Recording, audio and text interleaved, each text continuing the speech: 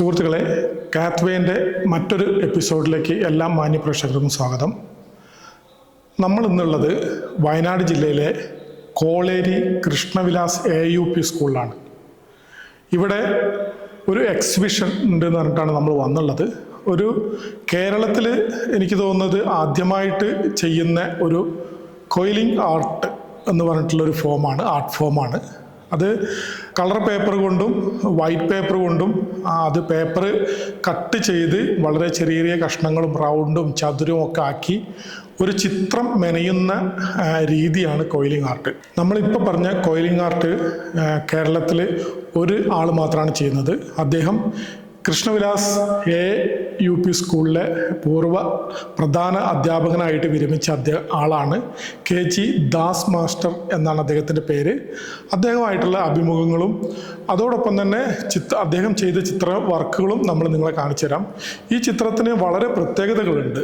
അതായത് ഒരു ചിത്രം പൂർത്തിയാക്കണമെങ്കിൽ ഒരു 5-6 ദിവസം, ചില ചിത്രങ്ങൾ പൂർത്തിയാക്കാൻ 10 ദിവസങ്ങളോളം എടുക്കും എന്നാണ് സാറ് പറഞ്ഞത്. അതിൻ്റെ പ്രധാനപ്പെട്ട കാരണം വളരെ ക്ഷമയോടുകൂടി വളരെ ശ്രദ്ധയോടുകൂടി ചെയ്യേണ്ട ഒരു ആർട്ട് ഫോമാണ് കോയിലിംഗ് ആർട്ട്. അപ്പോൾ അതിൻ്റെ വിശേഷങ്ങളിലേക്കാണ് നമ്മൾ ഇന്ന് പോകുന്നത്.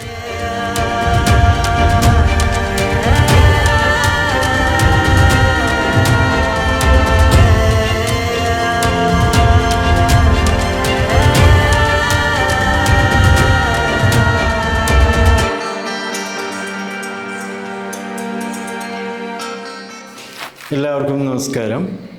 എൻ്റെ പേര് ദാസ്. ഞാൻ കോളേരി കൃഷ്ണവിലാസ് AUP സ്കൂളിലെ അധ്യാപകനായിരുന്നു. അവസാന വർഷം ഹെഡ് മാസ്റ്ററായി ഇവിടുന്ന് റിട്ടയർ ചെയ്തു. ഞാൻ ഈ ചെയ്യുന്ന പ്രവൃത്തി, അതായത് കോയിലിംഗ് ആർട്ട് എന്ന ഈ കലാരൂപം ഉണ്ടാകാനുള്ള സാധ്യത, അതിനെക്കുറിച്ച് ഞാൻ സൂചിപ്പിക്കാം.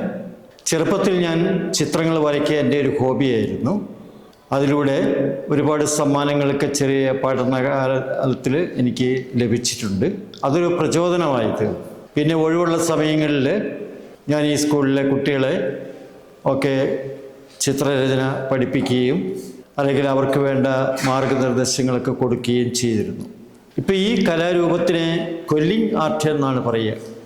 ഇതിന് ഒരുപാട് സാധ്യതകൾ കേരളത്തിലും അതുപോലെ മറ്റ് സംസ്ഥാനങ്ങളിലും വിദേശങ്ങളിലും പോലും ഒരുപാട് സാധ്യതയുള്ള ഒരു ആർട്ടിൻ്റെ മേഖലയാണ്. ഇത് ശരിക്കും ഒറിജിനേറ്റ് ചെയ്തത് ചൈന, ജപ്പാൻ എന്നീ രാജ്യങ്ങളിലാണ്. അതിന് തെളിവുകളും നമുക്ക് ലഭിച്ചിട്ടുണ്ട്.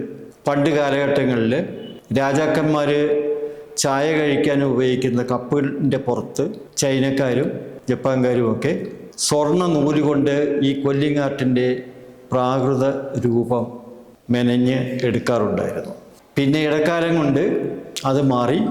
നമ്മുടെ കൊച്ചു കേരളത്തിൽ കോവിഡ് കാലഘട്ടങ്ങളിൽ കുട്ടികൾ കടലാസ് ചുരുട്ടി കമ്മൽ, മാല, വള തുടങ്ങിയ ആഭരണങ്ങൾ ഉണ്ടാക്കുമായിരുന്നു. അത് ഈ കോയിലിംഗ് ആർട്ടിൻ്റെ ഒരു പ്രാകൃത രൂപമാണ്. അതിൽ നിന്നാണ് ഇത് വികസിച്ചു വന്നത്. കേരളത്തിൽ ആരും തന്നെ ഈ കല ഇപ്പോൾ ചെയ്യുന്നില്ല.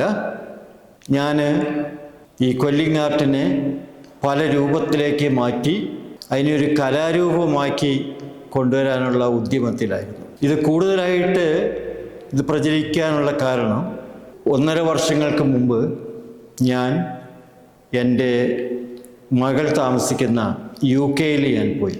അവിടെ ചെന്നപ്പോൾ ആദ്യ കാലഘട്ടങ്ങളിൽ വളരെ സുഖകരമായിരുന്നു. തണുപ്പൊക്കെ ഞാൻ ആസ്വദിച്ചു. പക്ഷെ 1 മാസം കഴിഞ്ഞപ്പോൾ ഈ തണുപ്പ് അസഹനീയമായി. അപ്പോൾ മോളോട് ഞാൻ പറഞ്ഞു, ഞാൻ നാട്ടിലേക്ക് തിരിച്ചു പോവുകയാണ്. അപ്പോൾ മോള് പറഞ്ഞു അവർക്കതൊരു വിഷമമായി, മരുമകനും പേരക്കുട്ടികൾക്കൊക്കെ ഒരു വിഷമമായി. അവർക്കറിയാൻ ഞാനിങ്ങനെ കലകൾ പ്രോത്സാഹിപ്പിക്കുന്നയാളാണ്, കുറേശ്ശെയൊക്കെ അത്യാവശ്യം വരയ്ക്കുന്നയാളാണ്, കോയിലിംഗ് ആർട്ട് ഒക്കെ ചെയ്യുന്നയാളുമാണ്. അതിൻ്റെ പ്രാരംഭം മാത്രമാണ്. ഈ രീതിയിൽ അത് വികസിച്ചിട്ടില്ല. മോളും അവരെ ഇതിൻ്റെ പേപ്പറും ഇതിൻ്റെ കട്ട് ചെയ്യുന്ന സാധനങ്ങൾ, പശ എല്ലാം സംഘടിപ്പിച്ച് എനിക്ക് തന്ന് എന്നെ അവിടെ പിടിച്ചിരുത്തിയാണ് ചെയ്തത്. അവിടെ ഞാൻ കുറേ ചിത്രങ്ങൾ, ഒരു 10-60ഓളം ചിത്രങ്ങൾ നിർമ്മിച്ച് അത് ഞാൻ ഒരു എക്സിബിഷനിൽ അവിടെ പ്രദർശിപ്പിക്കുകയുണ്ടായി. അത് ഒരു വലിയ സംഭവമായി മാറുകയും അത് ക്ലിക്കായി മാറുകയും UK കൈരളി പോലുള്ള ചാനലുകൾ അവ അവിടെ സംപ്രേഷണം ചെയ്യുകയും അങ്ങനെ കൂടുതൽ ജനങ്ങളിലേക്ക് ഈ കല അവിടെ എത്തുകയും ചെയ്തു. അവരിൽ നിന്നൊക്കെ അന്വേഷണവും കാര്യങ്ങളും വന്നു. അവർക്കൊക്കെ വേണ്ട ചിത്രങ്ങളൊക്കെ ഞാൻ നിർമ്മിച്ചു കൊടുത്തു. അവിടെ നല്ലൊരു മാർക്കറ്റിങ് ഞാൻ കാണുന്നുണ്ടായിരുന്നു. അതിനുശേഷം 6 മാസത്തെ വിസിറ്റിംഗ് വിസയിൽ പോയ ഞാൻ തിരിച്ച് ഇന്ത്യയിലേക്ക് വരികയും ഇവിടെ വന്നിട്ട് അതിൻ്റെ ബാക്കിയുള്ള കാര്യങ്ങൾ ഞാൻ ചെയ്യുകയും ചെയ്തു. അപ്പോൾ ഓരോ പ്രാവശ്യവും നന്നായി കൂടുതൽ മികവോടുകൂടി ചിത്രങ്ങൾ നിർമ്മിക്കാൻ എനിക്ക് സാധിച്ചിട്ടുണ്ട്. അങ്ങനെ ധാരാളം ചിത്രങ്ങൾ ഞാൻ വിപണികളിൽ കൊടുത്തിട്ടുണ്ട്. എൻ്റെ ആഗ്രഹം ഇത് കുട്ടികളെ പഠിപ്പിക്കുക എന്നുള്ളതാണ്. ഈ ചിത്രത്തിന് ഒരുപാട് പ്രത്യേകതകളുണ്ട്. നല്ലൊരു മനസ്സ് ഒരു വ്യക്തിയിൽ നല്ലൊരു മനസ്സ് ക്രിയേറ്റ് ചെയ്യാൻ ഈ ചിത്രങ്ങൾക്ക് സാധിക്കും. അതെങ്ങനെയാണെന്ന് ചോദിച്ചാൽ, ഇത് കൊല്ലിംഗ് ആർട്ട് എപ്പോഴും ചെറിയ കടലാസ് കഷ്ണങ്ങളെ കൊണ്ട് ഒരേ വീതിയിൽ കീറി അത് റോളാക്കിയും മറ്റുള്ള രൂപങ്ങളാക്കിയും പശ വെച്ച് ഒട്ടിച്ചാണ് ഈ ചിത്രങ്ങൾ നിർമ്മിക്കുന്നത്. അവിടെ നമ്മുടെ ഏകാഗ്രതയാണ്, നമ്മുടെ ക്ഷമയാണ് ഇതിനെല്ലാം ഉപരിയായിട്ട് നമ്മളിലുള്ള ഒരു കലാപരമായ ഒരു മനസ്സിനെ നമ്മൾ ഉയർത്തിക്കൊണ്ടുവരികയാണ് ചെയ്യുന്നത്. ഇതിലേറ്റവും കൂടുതൽ വേണ്ടത് ക്ഷമയാണ്. ഇന്ന് നമ്മുടെ യുവാക്കൾക്ക്, കുട്ടികൾക്ക് ഇല്ലാത്തതും ക്ഷമയാണ്. അവർ ഒഴിവ് സമയങ്ങൾ കിട്ടിക്കഴിഞ്ഞാൽ മൊബൈലും മറ്റുള്ളതൊക്കെ കണ്ട് അതിലെ ഗെയിമും കാര്യങ്ങളും വെച്ച് സമയം വെറുതെ വേസ്റ്റ് ചെയ്യുകയാണ്. അങ്ങനെയുള്ള കുട്ടികൾ ഈ ചിത്രത്തിലേക്ക് ഒന്ന് തിരികുകയും ഇതിൻ്റെ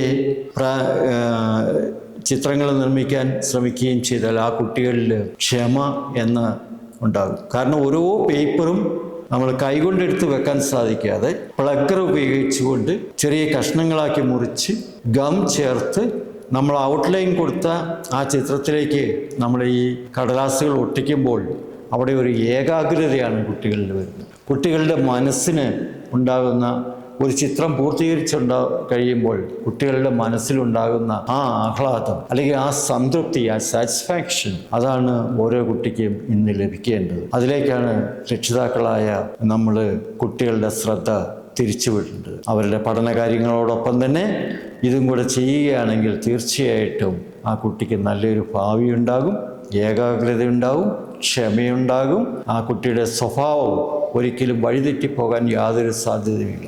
ഓരോ ചിത്രങ്ങളും നിർമ്മിക്കും തോറും ആ കുട്ടികളുടെ ആത്മവിശ്വാസം കൂടിക്കൂടി വരികയാണ്, കലാപരമായ കഴിവുകൾ കൂടിക്കൂടി വരികയാണ്. ഇത് വളരെ നല്ലൊരു കാര്യമാണ്. നമ്മുടെ വഴിതെറ്റിപ്പോകുന്ന യുവാക്കളെ നേർവഴിയിലേക്ക് അവരറിയാതെ തന്നെ നയിച്ചു കൊണ്ടുപോകാൻ പറ്റുന്ന ഈ കലാരൂപത്തെ നമ്മളെല്ലാവരും പ്രോത്സാഹിപ്പിക്കുകയാണ് വേണ്ടത്. എന്നെ സംബന്ധിച്ച് എൻ്റെ വ്യക്തിപരമായ കാര്യങ്ങളെക്കുറിച്ചും കൂടെ ഈ അവസരത്തിൽ ഞാനൊന്ന് സൂചിപ്പിക്കുകയാണ്. അതായത് കഴിഞ്ഞ ഏതാനും മാസങ്ങളായിട്ട് ഞാൻ ഒട്ടനവധി എക്സിബിഷനുകൾ സ്കൂളുകളിൽ ഒക്കെ സംഘടിപ്പിക്കുകയുണ്ടായിട്ടുണ്ട്. സർക്കാരിൻ്റെ സമ്മതത്തോടു കൂടി തന്നെ സർക്കാരിൻ്റെ നിർദ്ദേശപ്രകാരമാണ് ഇതൊക്കെ നടത്തിയത്. പല സ്കൂളുകളിൽ നിന്നും വളരെ നല്ല ഒരു പോസിറ്റീവായ ഒരു ചിന്താഗതി, നല്ല പോസിറ്റീവായ ഒരു അനുഭവമാണ് എനിക്കുണ്ടായത്. കുട്ടികളും ടീച്ചേഴ്സും ഒക്കെ ഇതുമായിട്ട് സഹകരിക്കുകയും ആ പഠിപ്പിച്ച കുട്ടികൾ ഒക്കെ ഇപ്പോഴും ഇത് ചെയ്യുന്നതും അവരെന്നെ ഇടയ്ക്കിടയ്ക്ക് ഫോണിൽ വിളിച്ച് ഇതിൻ്റെ പുരോഗതിയെക്കുറിച്ചൊക്കെ പറയുകയും ചെയ്യുമ്പോൾ ആ കുട്ടികളുടെ കണ്ണുകളിലേക്ക് ഉണ്ടാകുന്ന ആ തിളക്കം അത് ഞാൻ ശ്രദ്ധിക്കാറുണ്ട്. അവരിൽ നല്ലൊരു ഭാവി ഞാൻ കാണുന്നുണ്ട്. അതുപോലെ തന്നെ എന്നെ സംബന്ധിച്ച് ഏറ്റവും എടുത്തു പറയത്തക്ക രീതിയിൽ 3-4 ദിവസങ്ങൾക്ക് മുമ്പ് കൊച്ചി മറൈൻ ഡ്രൈവിൽ വെച്ച് സംഘടിപ്പിച്ച ഒരു എക്സിബിഷൻ, സിബി മലയിൽ എന്ന ആ സിനിമ ലോകത്തെ അതികായകനായ മനുഷ്യൻ്റെ കീഴിൽ മറൈൻ ഡ്രൈവിലെ വാക്ക്വേയിൽ സംഘടിപ്പിച്ച എക്സിബിഷൻ അതൊരു നല്ല അനുഭവമായിരുന്നു. കൂടാതെ മാർച്ച് 5-ാം തീയതി രാഷ്ട്രപതി ഭവനിൽ വെച്ചിട്ട് അമൃതോത്സവം എന്ന രീതിയിൽ ഒരു പരിപാടി നടക്കുന്നുണ്ട്. അതിലേക്ക് എനിക്ക് ക്ഷണം കിട്ടിയിട്ടുണ്ട്. കേരളത്തിൽ നിന്നാകെ 10 പേർക്കാണ് കിട്ടിയിട്ടുള്ളത്. 4 സംസ്ഥാനങ്ങളെ ഏകോപിച്ചിട്ടാണ് അവിടെ നടക്കുന്നത്. അതിൽ നിന്ന് ആകെ 4 സംസ്ഥാനങ്ങൾക്കും കൂടി 40 പേരാണ് അതിൽ പങ്കെടുക്കുന്നത്. അതിൽ ഒരാളാകാൻ ഭാഗ്യം ലഭിച്ച ഞാൻ വളരെയധികം അഭിമാനിക്കുന്നു. അങ്ങനെ ആ ഒരു ഉദ്യമം വളരെ നന്നായി വരണമെന്ന് നിങ്ങളുടെ ഏവരുടെയും പ്രാർത്ഥനയും അതുപോലെ ആശംസകളും ഉണ്ടാകണമെന്ന് അഭ്യർത്ഥിച്ചുകൊണ്ട് ഞാൻ എൻ്റെ വാക്കുകൾ നിർത്തുന്നു. നന്ദി, നമസ്കാരം.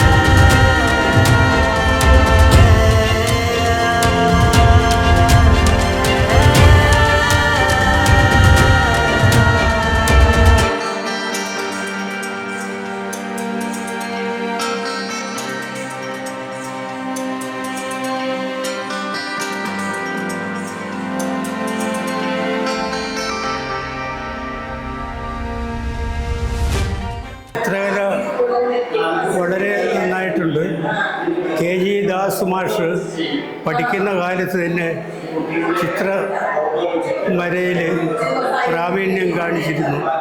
അദ്ദേഹത്തിൻ്റെ അഭിരുചി വീണ്ടും വീണ്ടും വികസിപ്പിച്ച് ഈ നിലയിലായി.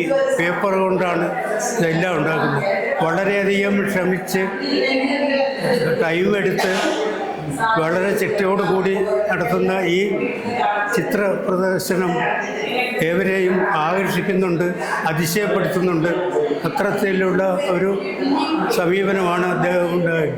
ഇത് അമ്പലത്തിൻ്റെ ഓഡിറ്റോറിയത്തിൽ ഒരിക്കൽ പ്രദർശിച്ചു, അല്ലാതെ എടുത്തിട്ടുണ്ട്. ചിലതിന് 1-2 ദിവസമൊക്കെ എടുത്തിട്ടാണ് ഒരു ചിത്രം ഭംഗിയാക്കുന്നത്. ഇങ്ങനെയുള്ള എല്ലാവിധ കഴിവുകളും അദ്ദേഹത്തിനുണ്ട്.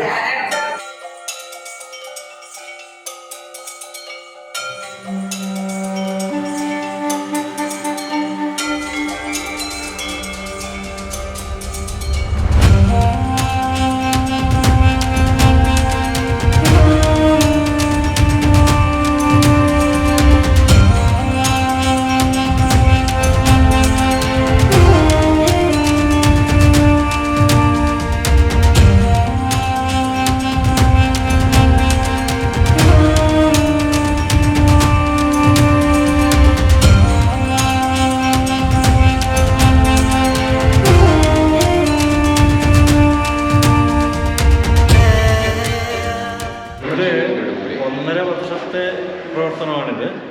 പിന്നെ ഇവിടെ പഠിച്ചു കുറച്ച് നല്ലതൊക്കെ വിദേശത്ത് പോയിട്ടാണ് പഠിച്ചതെന്ന് പറഞ്ഞു. വിദേശത്ത് പോയിരുന്നു, UK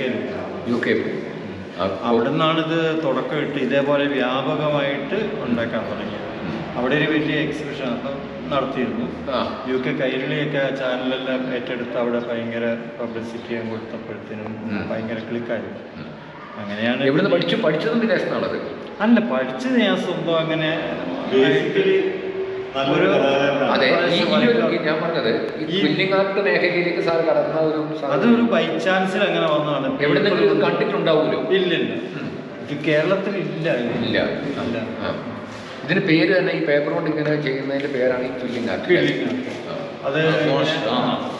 അതിങ്ങനെ വരാനുള്ള കാരണം എന്താണെന്ന് വെച്ചാൽ ഇത് ഒറിജിനേറ്റ് ചെയ്തത് ചൈനയിലും ജപ്പാനിലും.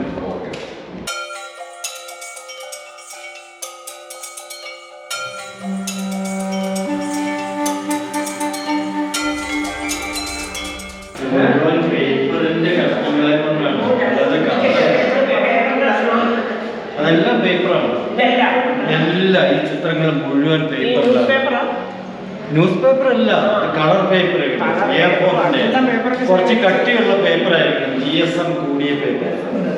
അത് സെലക്ട് ചെയ്തിട്ട് ഒരേ രീതിയിൽ കയറി മുറിക്കാം.